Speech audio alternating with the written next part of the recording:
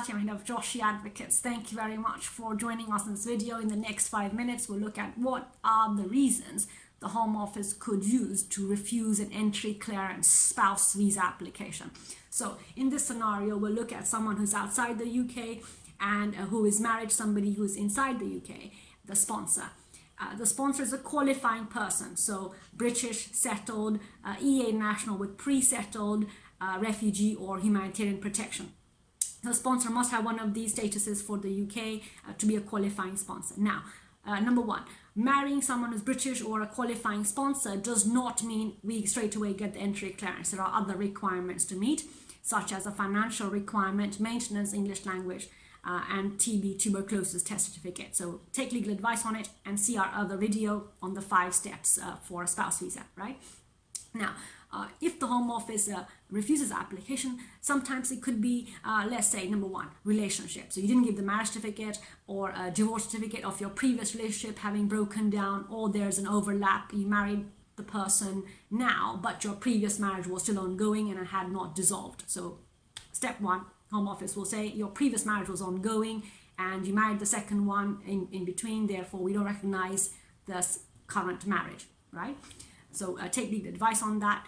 2, Home Office could say you had previous immigration history. So the applicant coming in the UK, if they have previous immigration history, for example, they had overstayed in the UK, they broke immigration rules by providing a false document or lying or misrepresenting in any way, or they were removed, or there was a criminal conviction, you know what I mean? So there are several factors to look at if the Home Office sees that the individual applicant has previous immigration history, and that will have an adverse effect, right?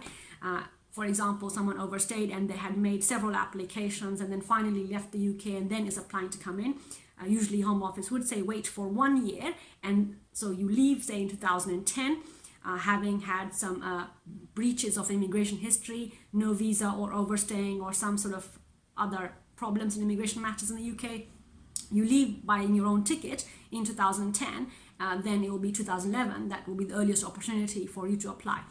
However, keep in mind that under the general grounds of refusal, that's part of the immigration rules, Home Office does have the power, the discretion to still refuse the application if your immigration history does not look attractive, right? But this is up to the Home Office. So when you make your application, keep in mind to disclose your previous UK immigration history, and also give an explanation as to what happened, why it happened, so that you can make your application as strong as possible.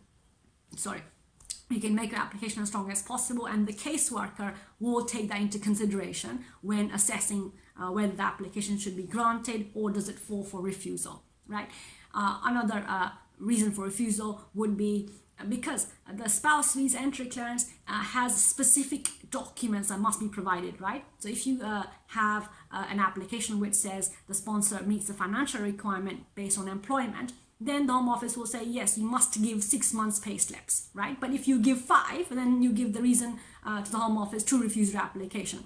The Home Office does not always request for documents, right? Because they don't have to, because these requirements are specified.